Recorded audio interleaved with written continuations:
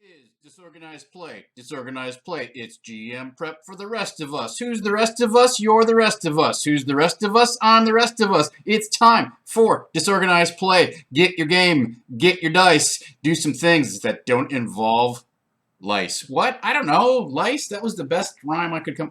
Guys, I'm not a rapper. That was just demonstrated right there. We all saw it. Hey, I'm Tom Lommel. I am your host for Disorganized Play. I don't know what the issue is with Twitch here, but it's a little bit goofed up today for whatever reason. So thank you for bearing with me. Welcome one and all to my GM prep show. So I am playing at my friendly local game store. I'm playing Storm King's Thunder through the Adventurers League. I'm obviously, well, maybe it's not obvious. I am the DM, as evidenced by my DM wear. And we are almost 20 sessions deep into the campaign. We've got approximately 7 left. 7 or 8 sessions left. We're going to play to the end of March. So we are just entering Chapter 7 of Svartborg, the Frost Giant Lair. Spoiler alert for everything that involves Storm King's Thunder, right? So if you are playing or thinking about playing or don't want plot, magic item, monster, encounter, spoilery bits for Storm King's Thunder, I don't know. Wait for the YouTube archive to come out later on after you've played the game and you can compare your notes to mine. So what I do in Disorganized Play, I talk through where we're at in the session, and then I talk through how I'm planning to break down my prep for the upcoming session on Wednesday. And then on Thursday, I do a recap show and talk about how it all went horribly wrong. And along the way, I also dispense GM-ly bits of advice. So we've got a good crowd in the house today. Thank you so much for joining me. Looks like the numbers are all made up, so there we go. Christian Linky asks, where did you get that DM's Union tee? Well, bad news for you, Christian. It got seed and the deed, so it is no longer available. This is a D20 Monkey original design, and now you can get one that says Judges Guild, Judges Masters Union, or something like that. I got this shirt before it was before it got the legal department came and took it away. I'm assuming that's what happened. It came down. I haven't seen it since, and I'm sure Brian would keep it up if he could have kept it up. So there you go. There you go. So hey everybody, welcome aboard. Let's talk about what's going to happen in our sessions. Let's talk through today's topics, shall we? It looks like we've got a lot. Do we have a lot? We'll find out. So we've got recap of the recap. I'm briefly going to talk about last session, but there's not a whole lot to cover. You can go back and watch the recap show on Thursday. We'll talk about travel options, because that's the next thing that needs to happen. We need to travel to Svartborg. And finally, I will discuss finding the story beats in Svartborg, because I think this is a key piece of GM prep that we often overlook. I think the way that adventures have been traditionally designed, it's misleading. It doesn't help you actually prep an exciting session. It's often very geographically based. Like the adventure is laid out for geographical exploration, and it does not lead you to understand the best highlights, the key events that happen in the adventure or the chapter or whatever, and it does not lead you to ushering the best play experience or developing the best narrative arc for your players for your session. So we're gonna delve into that a little bit, and it's not a revolutionary concept, but I don't know it's something that we've overtly talked about in Disorganized Play. So that is what's going on. So shout out to everybody watching. Thanks for sticking with me. And big shout out to the FQ, who is moderating for us as usual today. So welcome one and all. our lovely regulars, and anyone who's new. Very good. I don't know if I'll have a ton of time for Q&A today, but you can try and float a question out there. Obviously, if the question's on topic, I have a much higher chance of addressing it at the time. I'm going to try to stay on my list of my planned list of topics today. We'll see how well that pans out. So, first off, recap of the recap. We played a one-shot. It was DDL 0511, Forgotten Traditions. It's basically a dungeon crawl. It's highly modular. It has a ton of extra encounters and plug-and-play encounters. There are a couple secret missions that the party did. We started a little bit late, so we had trouble finishing it. I didn't include all of the encounters. The basic premise is that there is kind of a museum, and it's not really anything else. Yeah, like a museum is probably the best way to describe it. A museum where the giants have created monuments to the master runes behind rune magic, and the museum has been breached. Your job is to explore it before it caves in or is taken over by other far more nefarious forces. And you're also expected to let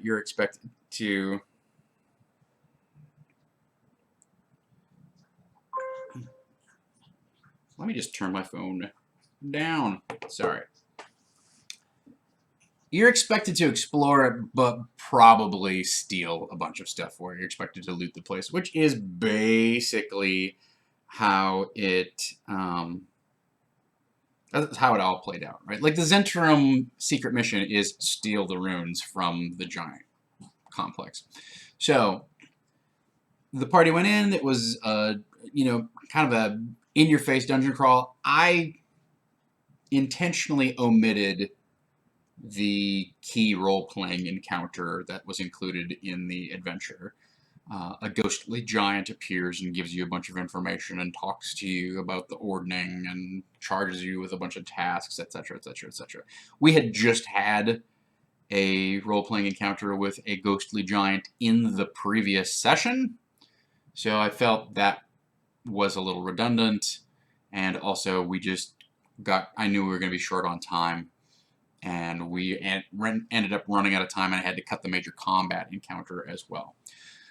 So, other than that, it was a nice side quest. They got some secret missions accomplished, and they gained a downtime activity, which is very similar to the Wizard's Divination Oracle ability, where you get to roll a d20 and then substitute it for any other roll that's going to come up in the session. You just have to call it ahead of time. You spend a bunch of downtime to do that. That was a nice plus out of the session. They didn't really get a lot of treasure or a lot of GP, but the other main thing that I wanted to accomplish was before we headed into Svardborg, I wanted to make sure that everybody was level 8, and this pushed everybody over the threshold to get into level 8. So that's what happened. It was, it was a satisfying session, as I talked about last Thursday. It wasn't my best session. I feel like there are a couple of different things that I could have done better, but it was satisfying. It was not a bad session. It did not create plot holes or suspend disbelief or strain credulity or bore everybody because the people felt left out or anything like that. So it was a satisfying session. It was solid. It just did not sing like I like my sessions to sing. So with that in mind, let's burn into what's coming up. So Svardborg, we are back on the main story quest, right? So the background here is a couple things. They've been told by the Oracle that they need to get the Conch of Teleportation, or the Conch of Teleportation. I enjoy mispronouncing that word, so I'm going to continue to do it. They were told they need this in order to travel to King Hecaton's court and root out the evil that has found itself or implanted itself therein. So they know they need to do that.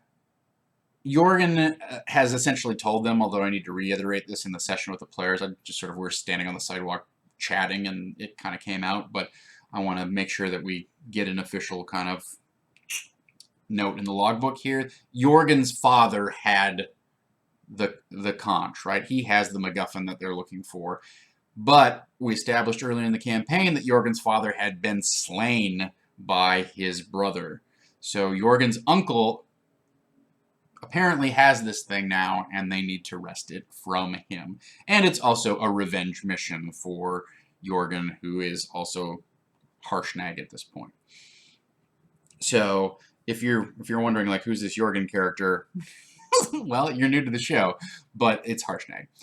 So that's the motivator is Jorgen needs to say, let's go to Svartborg and get this thing, and also I want to take out this dude. I want to take out my uncle who slew my father. I want to get revenge. It's a revenge mission as well.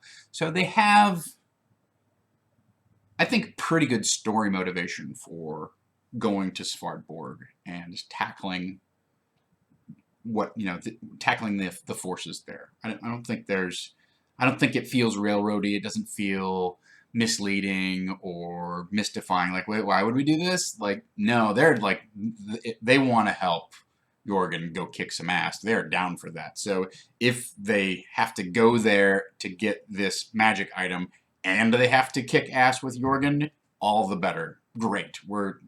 So we've got a dual set of motivations that are happening here. One is very plot driven.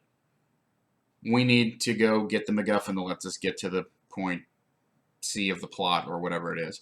But one of them is definitely very character driven, right? So I like the fact that the motivation is working on two different planes, where one is we have to do this because we have to do this, and two is we're going to do this because we want to do this. Anytime that you can double up your motivation and make your players excited about getting to the next plot point, that is clutch. That's really a huge benefit to you as a DM. It gets players excited and eager and anxious to, like, what's happening in this place? Like, let's go there.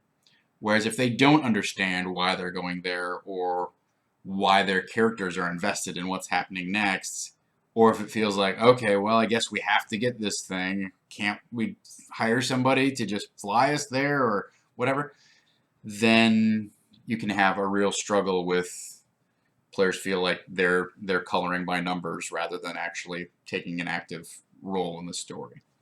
So think of that. Think of that in terms of elements that you want to incorporate into prepping your session. What's their motivation? Is it purely plot related, or is there also some additional juice that you can add to make this particularly enticing encounter? All right, so do I use art and sounds in this game? You've seen the maps, they're pretty awesome. Do I use art and sound? So as a quick aside on that note, I will use a lot of handouts and maps, right? In fact, we'll pull that up in a minute. You've already seen it, but we'll pull it up now. Why not? Why not? So if we drop this out, so this is a map of Svartborg, which is available for you to download. It is a drawing.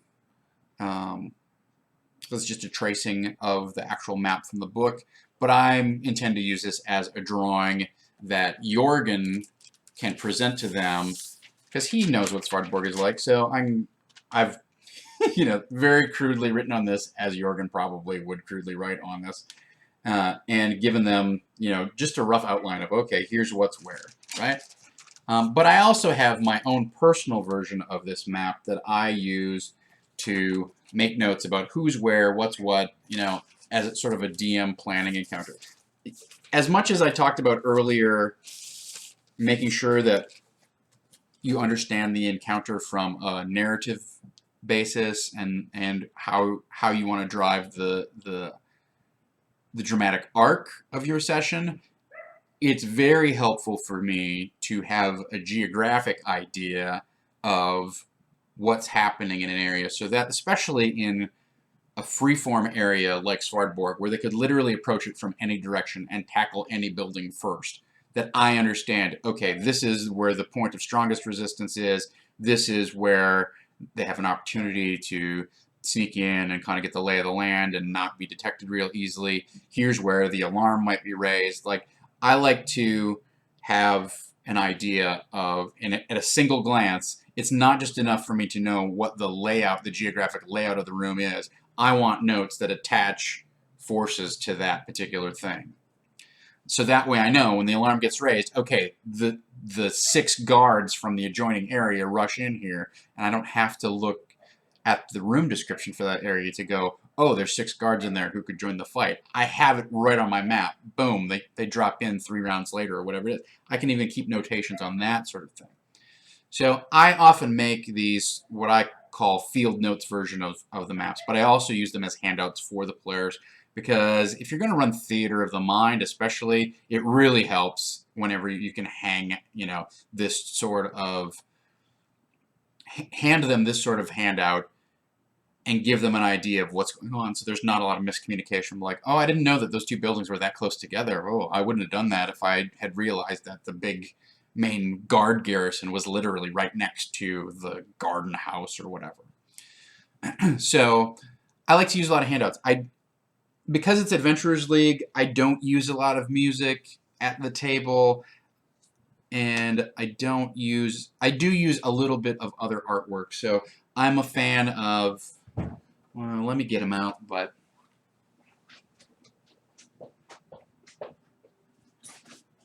why talk about the Dungeons and Dragons when your bag is all the way across the room?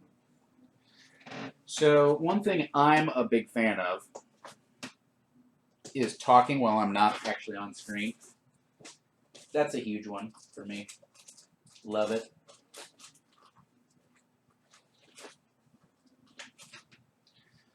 So I'm a big fan of these Pathfinder face cards.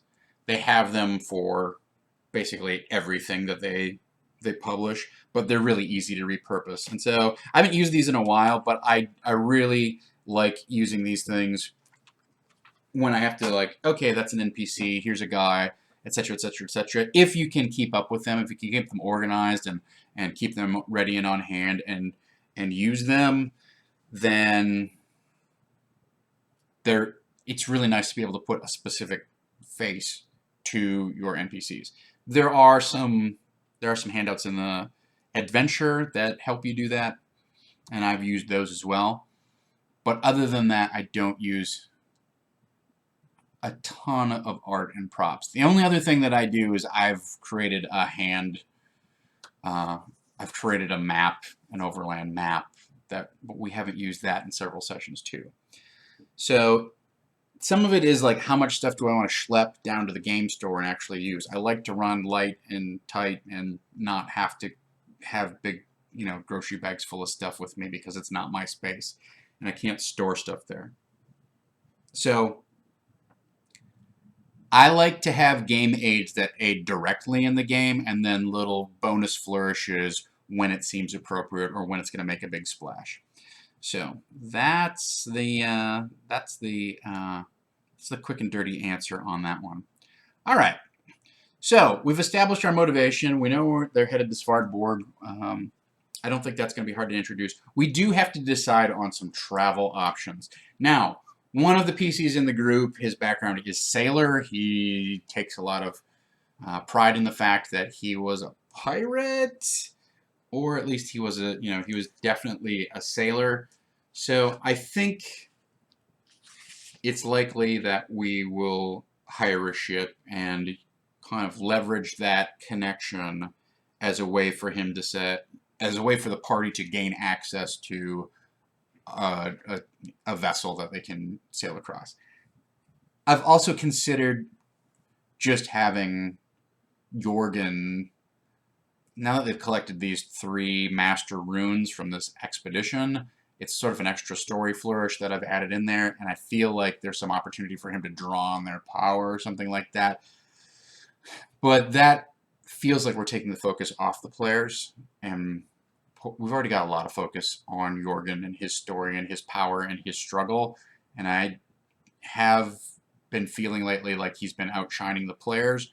So I want to use these opportunities as they come up to bring the focus back on the players. Okay, because you have this sailor slash pirate background, you know of a guy named so-and-so who has a ship that has a crew of X and such, and he's willing to cut you a deal.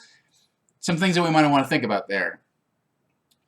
If he cuts you a deal, does he want some sort of payment in return? Does he expect some sort of favor in return? Like, okay, I will do this at a very cut rate price, but I want some tribute off of wherever you're going. Or, more likely, it's just like, you pay us a crap ton of money. We're sailing into dangerous waters. Giants are all over the place, destroying ships left and right. You know, hard pass on anything other than top rate pricing. So that's something to consider, right? But that's the most likely path here is they go to Neverwinter or someplace on the coast. Let's see, so what sort of options do we have? They could go to Luskan. They could go to Neverwinter. They could go to Waterdeep. That's what's outlined in the book.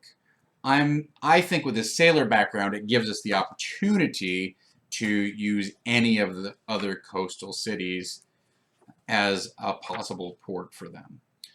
Let's take a look quickly and see what our other options are in terms of, where's my map? This is why you print it out, everybody. That's not it. That's not it. There we go. So, you know, Luskan, they're at the spine of the world, right? So is there a good reason they couldn't go to Fireshear and hire a ship?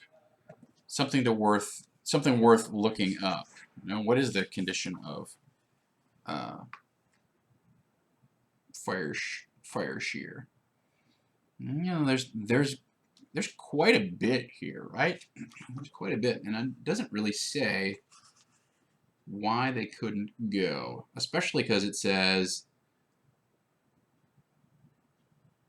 there's some options for the Emerald Enclave to help them out. So keep that in mind, right? Like, the suggested encounters are fine, but, you know, Deshara Keldabar trains griffins, and she's willing to fly the party there. That sounds pretty interesting. How do you address the sailor feature that mentions free passage? Are you still going to expect payment or favors for the RP? I think it's reasonable to have that sort of thing be negotiated, right? And, like, I'm not going to look up exactly what the sailor feature does right now, but if that character wants free passage, no problem. Oh, your 5 buddies want free passage? I'll give you a discount. Oh, your 5 buddies and this frost giant in plate mail with the 2-handed great axe wants passage? That's not free. Sorry. So I think it's reasonable to place some limits, you know, just draw little boundaries around, okay, you get free passage. You and a friend could get free passage. You and 3 friends, now you might be making a diplomacy check. You and 5 friends, you really need to talk about what the deal is going to be here because they're not giving 5 people a free deal. And you and 5 friends and a giant, yeah, no, that doesn't work. So keep that in mind. All right. So our travel options, a couple of them. Hire a ship, I think that's our #1 contender. Jorgen somehow comes up with some sort of conveyance, or he has access to some sort of ship or whatever. plausible but not a great option, you know, for a variety of reasons that I've discussed. And third, go to Fire Shear and discover there's actually a third way to get there. If they didn't know that they were going directly to Svartborg and that it was this, you know, floating glacier and whatnot, and the player who plays the sailor character wasn't already whipped up about being able to deploy his background as a key part of the plot, then I think the encounter in Fire Shear might be an interesting option. You know, our fourth option is that the Zentrum show up and give the flying airship to the party as described in the Oracle events at the end of Chapter 4. All of those things are intrusions into what the party expects. They're sort of surprises. So you have to keep that in mind, that the bigger surprise that it is, the more that you have to make it feel like you're not intruding. The more you have to explain it to the players, where it's not Deus Ex Machina. It's actually, oh, this, you know, the Zentrum guys feel like they owe you a favor from Chapter 1, and guess who shows up? You know, we're a long way from Chapter 1. So the more time and distance you have, the more weird, you know, that this thing gets. The more you have to work at the players to get them to understand, why is this happening?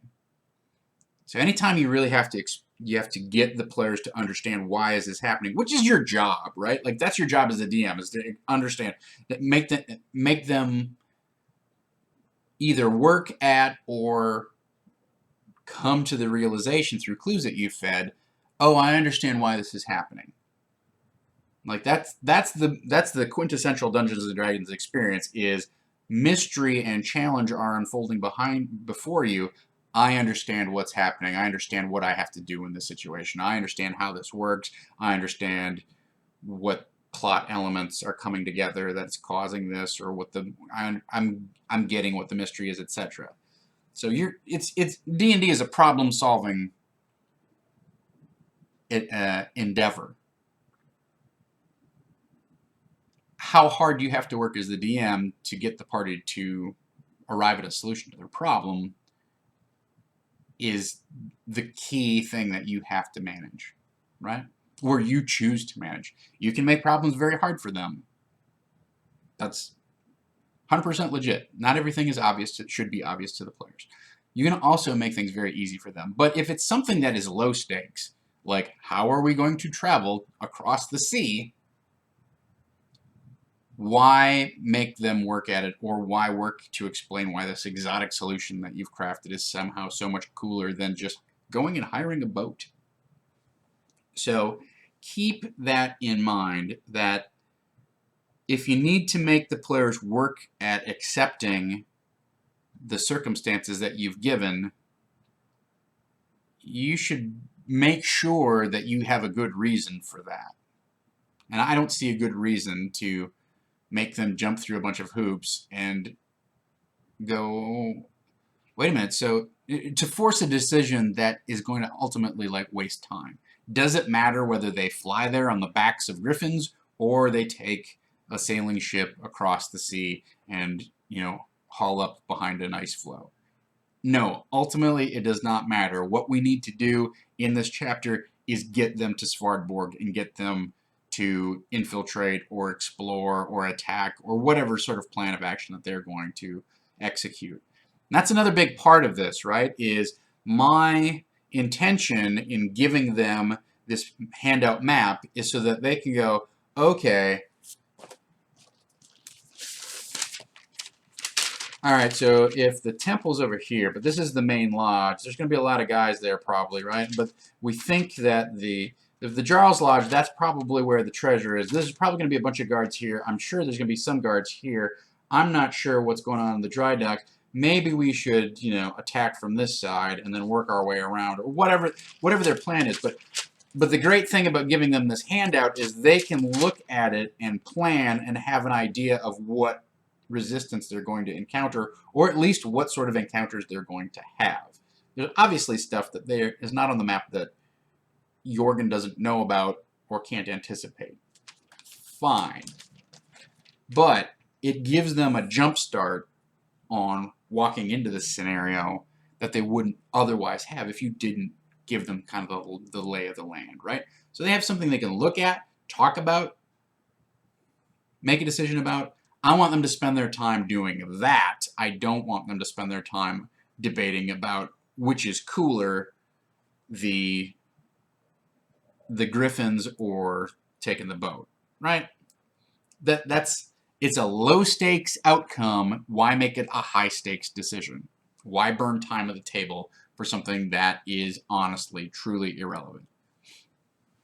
If you were planning a long travel montage and it was key to like finding, food for the Griffins and bonding with each and every one, and they all have their own personalities and something like that, great. If it's going to be a set piece type of encounter or an ongoing theme that you really want to develop, is like, how cool are you? You're this team of Griffin riders. Great. We're way too far down the road to introduce that sort of element right now. It's a cool idea. Let's bank it, guys. All right, those are our travel options. So I want to spend the next 20 minutes or so talking about finding the story beats that are in this chapter. Does anybody have any questions about where we're at so far before I dive into that?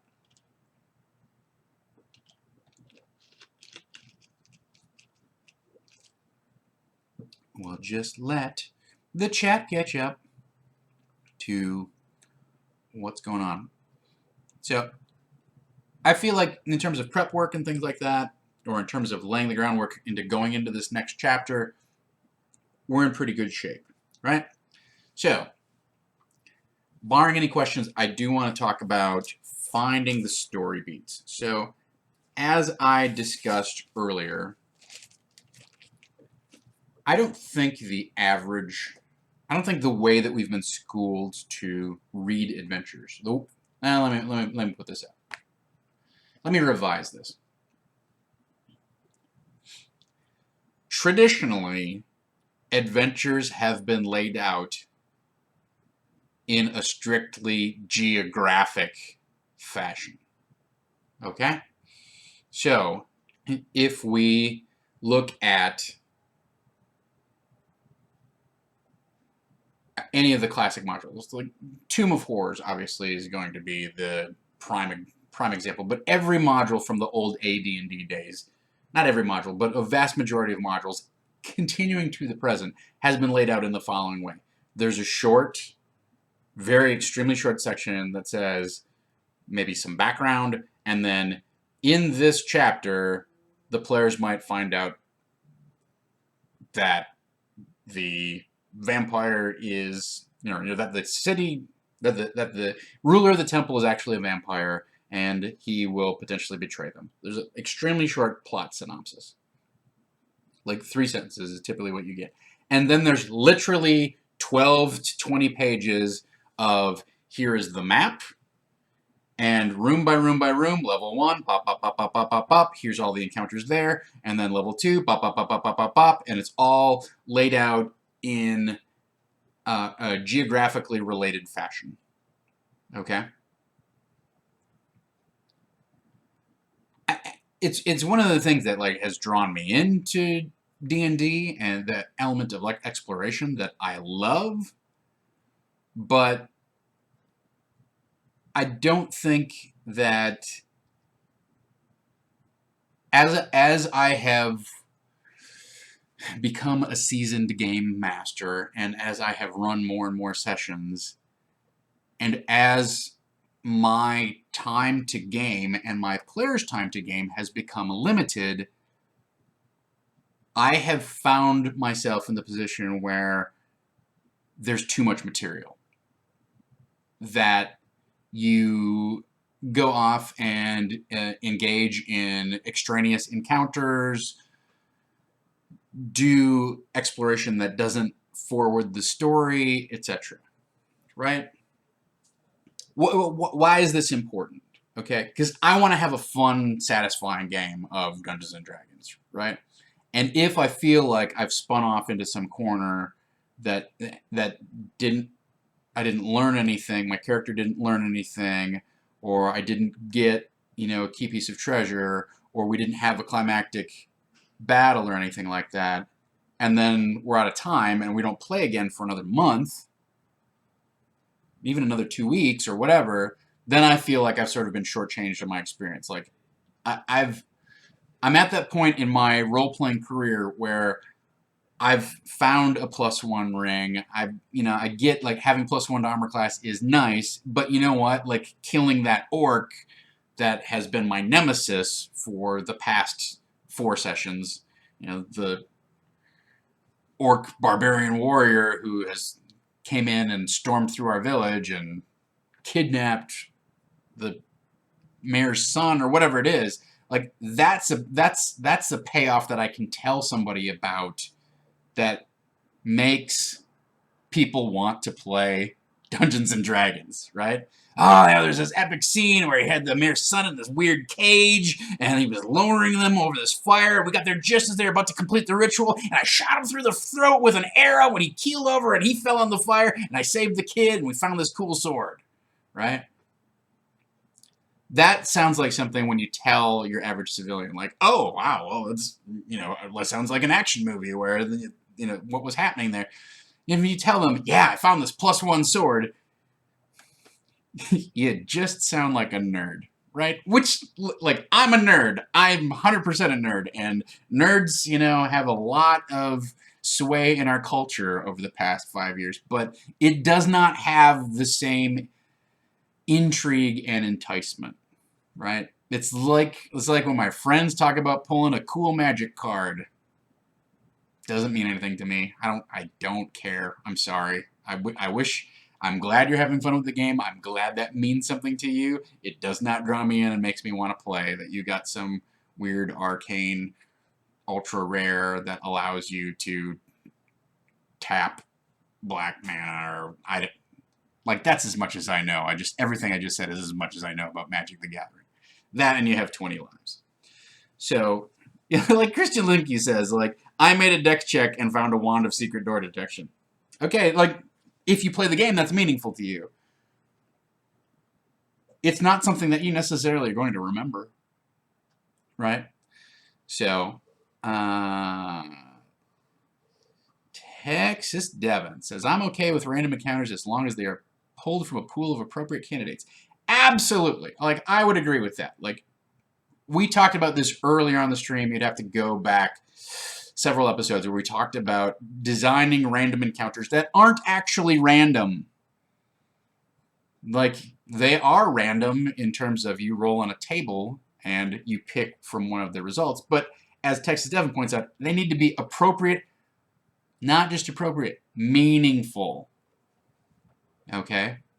Why did these 6 lizard men just show up? Make some decisions about that. Give it some weight so that the players feel like, oh, this encounter mattered. It wasn't just a random encounter that was designed to grind hit points off of us. Okay? It could be as simple as it demonstrates the heavy presence of the lizard men in this area. But if you can add extra information that the players learn about the world or about the story, then that's a bonus, right? I don't think you have to have meaningless random encounters. Random encounters are fine if they have some meaning. And like I said, that meaning can be as simple as, you guys are in for a world of hurt. If that last lizard man dies and says, there are more of us, you will not defeat the forces of King Yes. With one line, with one dying breath, I threatened the players, that raises the stakes, and I told them the name of the Lizard Man King. Does that help them at all? No, it does not. Probably not. Is it cool? Yes, it is. Oh man, there's this guy King Yes. What's he like? Creates ideas. They start spinning off on, like, is he oh, I want to kill this guy King Yes. Guys, I killed a Lizard Man Shaman. Great. I killed King Yes. Far more compelling, right? So when we look at, I'm going to flip over to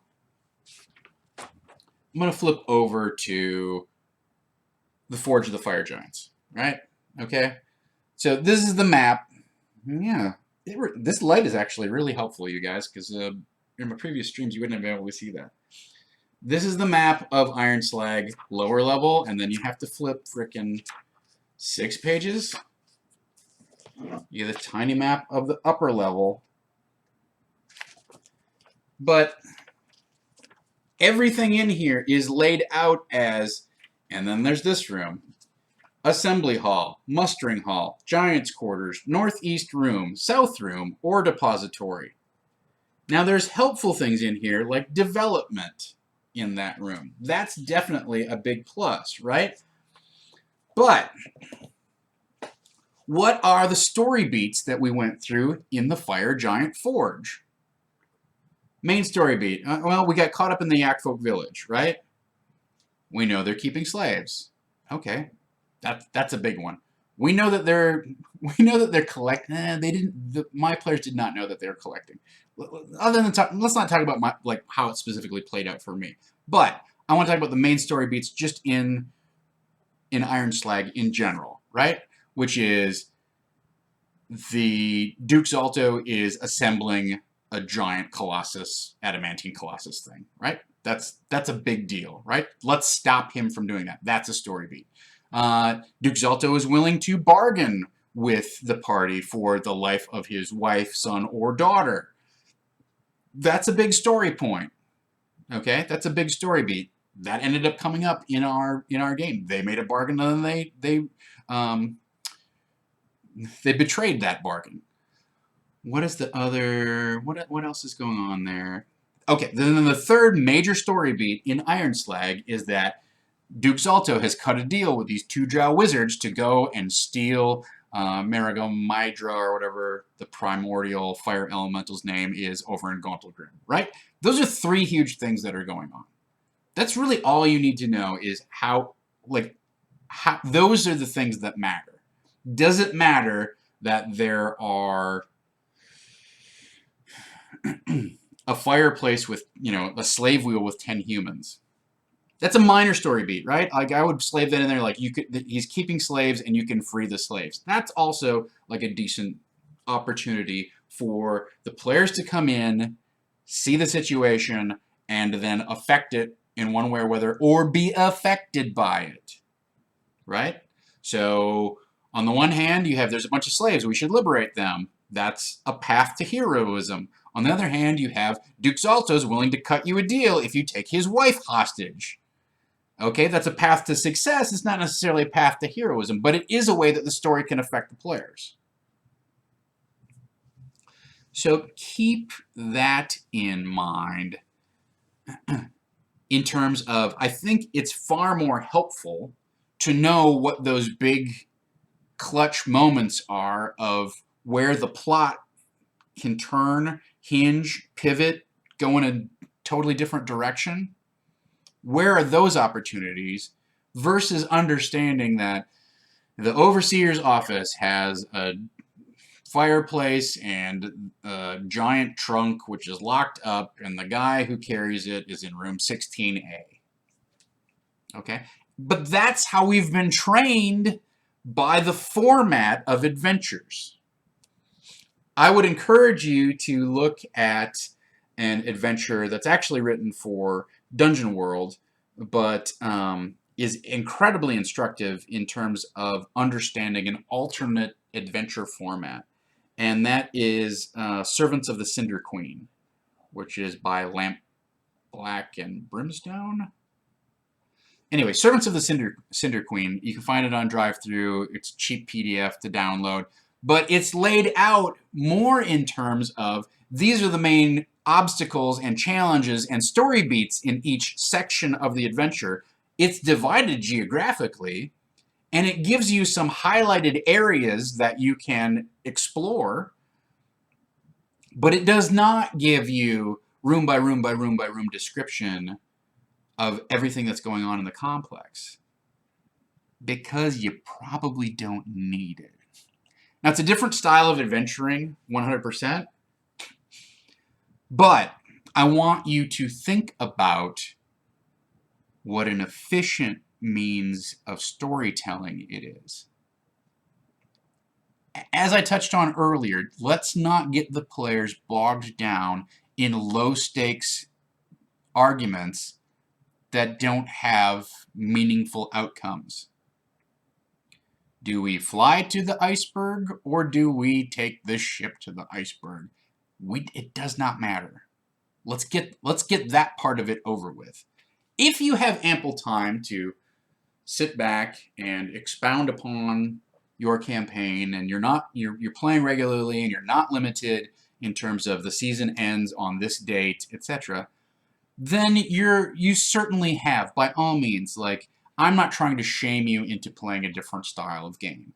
I'm saying the type of game that I am finding myself more and more drawn into is not let's explore every single nook and cranny and hex on a map, but it's let's cut to the heart of the conflict or the heart of the mystery, slice that thing open, absorb whatever juicy bits we can, and find out where they lead next.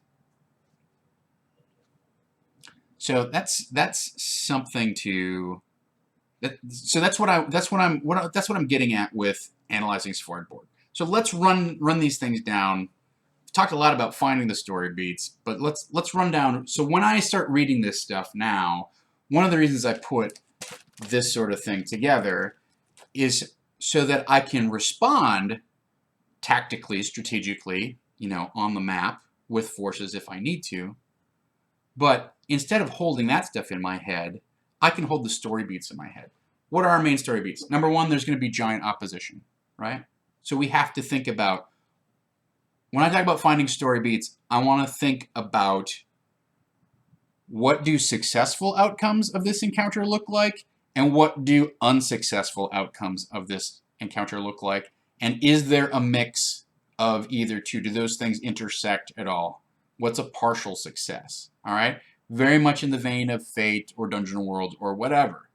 But understanding those elements of the plot are far more important than understanding what, Boots of the Winterland do. So, giant opposition. We have a couple options. Jorgen can show up and control them, right? That's one potential successful outcome, is Jorgen commands these giants and they defer to him. It strains a little bit of credulity because it's already been established that they have sworn fealty to somebody else, but maybe they have some secret loyalty. So that's one interesting story beat, right? The prodigal son returns and asserts his authority, and he actually has some friends in the clan who are like, that's also sort of been set up by his cousins coming and delivering his armor. Okay? What's some unsuccessful outcomes of encountering the giant forces that are stationed on the iceberg? They could raise the alarm. They could fight you. Those are the two major outcomes, unsuccessful outcomes of encountering giant resistance. Another successful outcome, of course, is obviously you put those guys to the sword and you don't raise the alarm any further. So that's the short version on the giants. Okay, but the final unsuccessful outcome for the giants is potentially they escape and go off to the Kriegwind and find the Jarl and alert him as to what's going on. Okay, so let's talk about a mixed result there. They attempt to escape. You get in a boat and you have a chase scene and you sink their boat. That's a great climactic encounter, right? You've just had a mixed result. Ultimately successful, but raising the stakes, it was unsuccessful when they start to get away. So those are some quick ideas on success, failure, mix of the two for the giants. There's a dragon on Swordboard. You could fight the dragon, negotiate with the dragon, have the dragon turn on the giants. Those are your three obvious story beats with this thing. Now, what are the implications of those things, right? So you want to identify what are my possible outcomes, and then what are the implications for those possible outcomes. Because I talk a lot about the island style of adventure structure where you have a piece of information and it leads to 2 or 3 different other pieces of information that further your plot and lead to 2 or 3 other pieces of information until finally maybe they lead back to, oh, here's where the evil Jarl is and how, let's have a climactic scene where we confront him. So the reason we want to think of the implications of these is because we're actually building the other 3 islands that come off of here. If they defeat the dragon, well, they get treasure. Is there any treasure there that means anything? No. Yes, no, you decide. If they bargain with the dragon, great. Well, that creates some tension, but also the dragon, I'm sure, knows some things, like the fact that the Jarl is out on Kriegwind and blah, blah, blah, blah, right? And or that, there's the eggs are stowed someplace, all that kind of garbage, right? So if you negotiate with the dragon, you know that outcome. I'm trying to think what else you... If the dragon turns on the giants, well, then the party gets some help defeating the giants, but then you have to make that decision. Well, does the dragon turn also on the party, or does the dragon negotiate with the party? So you kind of come back to one of the other islands in your little decision chain here, or your little adventure structure. So those are, I think, the 3 main opportunities with the dragon on the island, which is you can fight it, you can negotiate with it, or it can aid you, and then you go back to your first 2 solutions. I don't have a good feel for what I want to do in this particular case, but we're running short on time, so let's tackle some of these other things. So there's a wizard on the island who is in league with the giants, but not firmly loyal to them. Okay. We're in a similar situation here where you can fight the guy and murder him. You can fight the guy and he surrenders, which is sort of what the adventure as written is. Or you can say, so you can fight him. You can fight him and defeat him, whatever. You can fight him and he surrenders, or he can maybe he could reach out to the party when he sees them approach and offer them information or cut a deal with them, etc. Right? My party is a bunch of mercenary Zents, ostensibly on the surface. He may have a reason to do that, or here's another story point. He might come out and negotiate with Jorgen. Hey, I'm working with this guy, but I can see that you're the legitimate power here, and by the way, I offer a very specific set of skills. Da, da, da, da. Okay, we found a way to now you found a way to edit that encounter down to something that does not require combat, does not eat a bunch of time grinding away hit points or rolling for initiative or whatever. You've actually gotten to the story part. You've gotten to the story part of that encounter without having to use hardly any game mechanics. Is one better than the other? I'm 100% with you that not necessarily one is better than the other. If they want to fight him and have that big scene, great. If you want to shortcut to he offers to back Jorgen in his bid to become the new Jarl of the Hold, terrific. A lot of it, for me, depends upon, number one, how much time do I have? Is the party spoiling for a fight? Is this a good place for the party to have a big set piece combat that's going to be the highlight of the session, or at least going to feel like, hey, we got something accomplished this session? Adventurers League in particular is prone to, we didn't have a fight this session, guys. I'm a little bit disappointed. I don't feel like I earned my XP, right? Just felt like sitting around and talking. I'm not saying that that's always an appropriate attitude or appropriate to or applies to every session that you have, but I have found in Adventurers League you have too many sessions that are combat and you have too many sessions that don't have combat, and people will get a little disappointed. They're there to have a fight, play the game, and have some fun. So as much as I want to short circuit and edit and cut to the dramatic moment, I recognize there is enjoyment in rolling for initiative and getting out your bag of dice and dropping that 10 die 6 fireball on the Minotaur who's charging you, etc. Right? Like, don't get me wrong, I enjoy playing the game. There are times where the game gets in the way of itself. So that's my number 2 consideration is, number 1 is, how am I doing on time? Number 2, what's more dramatic? What raises the stakes? What actually gets them more information about what's happening? What provides greater drama? So when I look at my story beats, I want to look at, okay, dealing with the giants can be a low stakes outcome kind of thing. You killed the giants, they're dead. It can be a higher stakes outcome where they challenge Jorgen to some sort of display of power, and if he overcomes this challenge, or if the party overcomes this challenge, then he's rewarded with their loyalty. Well, now there's something on the table. Like, if you just kill stuff, then the only thing on the table is, did I get XP and did I get treasure? But if you're out to prove something, it's more dramatic.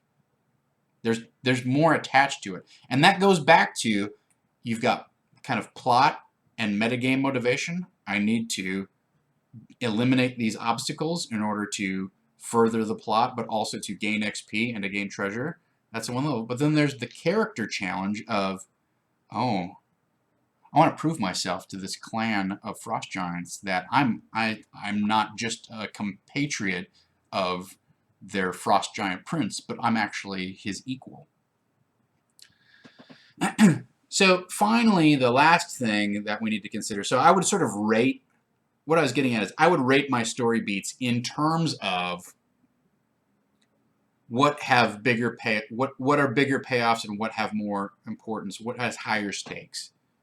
Proving yourself to the frost giants or winning over, defeating the frost giants is of marginal value.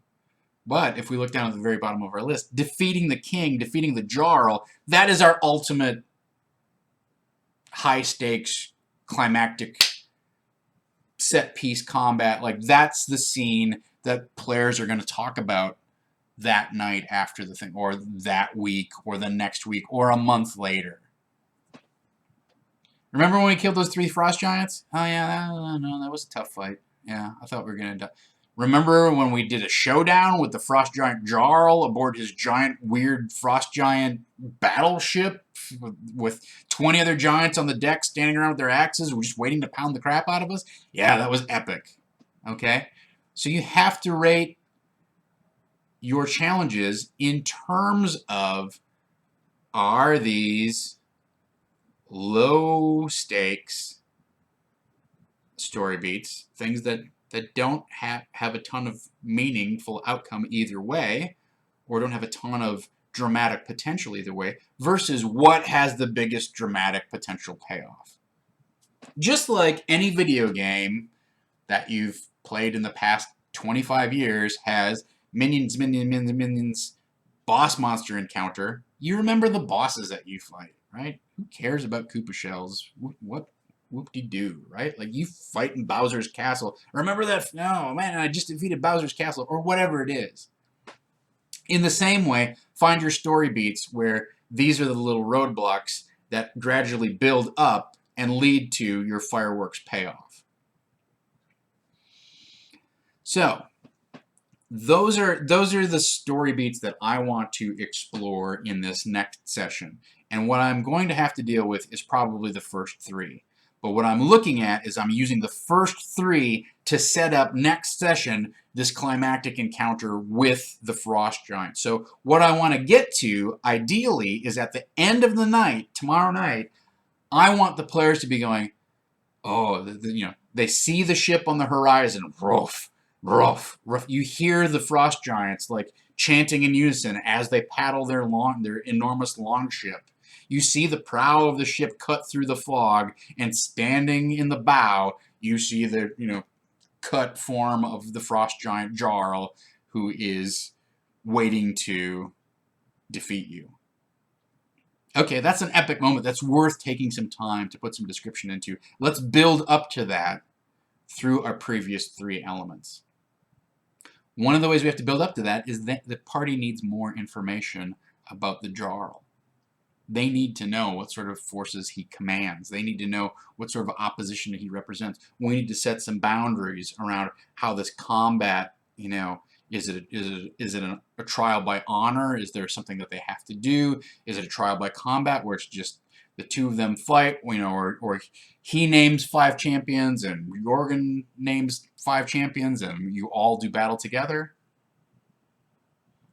Is it he has 6 people who remain loyal to him and everybody else says, we'll take on whoever the winners are, we'll side with whoever the winners are? Those sorts of things. But I know that the confrontation with the king is my clutch climax to this chapter. And through my prep, I've identified what elements I can use to highlight and build drama up to that climactic encounter. Knowing some of this other stuff just doesn't necessarily help me a ton. Knowing that, there's sleeping quarters that are lit by a continual flame, I don't need to spend brain time on that. Spend brain time on raising the stakes of your adventure. All right, I blathered on a little bit there. It's 7 minutes after 3. I have a few things to, I have to wrap up the stream because I generally don't like to go over an hour. But if somebody has, I kind of ignored some of your comments here as we were rolling out. If somebody has something important that they want me to explain a little bit more, but I think you guys have sort of worked out your, there's a lot of good advice going around in the chat. So I'll just go back to one thing that Bardic College brought up. It says, I recall an episode of Dungeon Bastard where you said, the story isn't important. It is a role-playing game. Was that just satire? How important is the story to you, actually? Yeah, so, number one, you got to keep in mind that those Dungeon Bastard episodes are 100, well, not 100%. They are 80% satire, right? And sometimes there are kernels of truth or closely held beliefs that I actually want to convey. But largely it's a satire account. Whenever the Dungeon Bastard says, let's just roll dice and kill stuff, that's not how I personally feel. You have to keep in mind that the Dungeon Bastard comes out of a very old school grognardy tradition where, if you look at Goodman Games stuff, right, the Dungeon Crawl Classic stuff, their whole brand is built on, remember when NPCs were disposable and all that mattered was how much XP and loot you got at the end of an adventure? That's a play style which I used to engage in, but as I explained earlier here in today's stream, I don't find as valuable or as rewarding anymore. I'm not saying that it's an invalid way to play the game. I don't feel like it's a very efficient way to play the game, and I feel like those rewards over time ultimately become hollow. That's my experience. If it's not your experience or you're new to the game, boy, I remember being 14 and sitting in my grandma's basement with all my cousins, and my cousins were like, "Oh, let's put us past some dragons," and you're rolling on all the treasure tables, and you found a +3 defender or +4 defender or whatever it was. I remember fondly living and playing through that type of stuff where there was no story, and it was just and then in the next room there's 50 lemurs or whatever, and you fireball them, but it doesn't do anything because they're lemurs, and whatever. Lemurs? I guess I'm thinking of lemurs, isn't it? But it seems like the real life animal rather than the weird blobby formless things in the abyss. So keep in mind that there's a lot of stuff in Dungeon Bastard that is satirical in nature. For me personally, my play style has evolved a lot in recent years to try and get the most bang for the buck out of my sessions. And I think that's one of the reasons I was disappointed with last session was it was a very by the numbers, explore a room, make some rolls, something happens, a trap goes off, you take some damage, you find some treasure, go explore the next room, rinse, lather, repeat. And for me, it did not have a rising. So that can be fun if the stakes keep getting raised in terms of, we're running out of hit points, guys. I'm low on spells. I don't have any, action surges left. Da, da, da, da. But there's no time. There was no time pressure imposed by the adventure, and therefore, once the players got in trouble, they just took a short rest, recovered a bunch of their resources, got their hit points back, and then they're like, okay, now we go into the next room. So the drama just got sucked out of the whole thing. And that was fine. They defeated the scenario in a very workmanlike, mechanical fashion. If there's anything that I don't, well, I was going to say if there's anything that I don't want people to say about a session that I run is that it's work-like and mechanical. But that's fine. Like I said last time, it's sort of like cold pizza. It's satisfying. It's just not something that's going to be memorable. There's a lot of other things that you could say about somebody's session that truly indicate problems or that you're doing things counterproductive to the play experience. So that's just something that I want to let you know some of my own personal insight. I will also say, like, whenever the Dungeon Bastard talks about equality in gaming and welcoming people to the table and not being a jackass, that is 100% not satirical.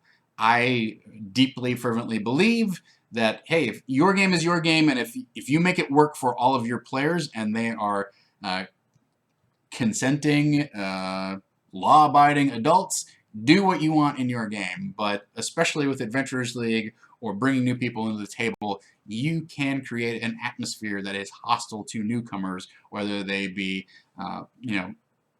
women or minorities or just a different lifestyle than you, and there is no call for that, in my opinion.